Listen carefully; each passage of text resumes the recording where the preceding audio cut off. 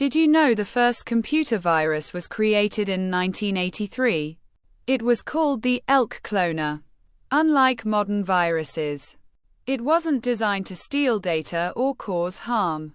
Instead, it spread through floppy disks and displayed a harmless poem on infected computers.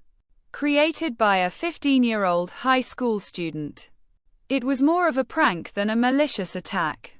This marked the beginning of the digital security era, as more advanced and harmful viruses followed.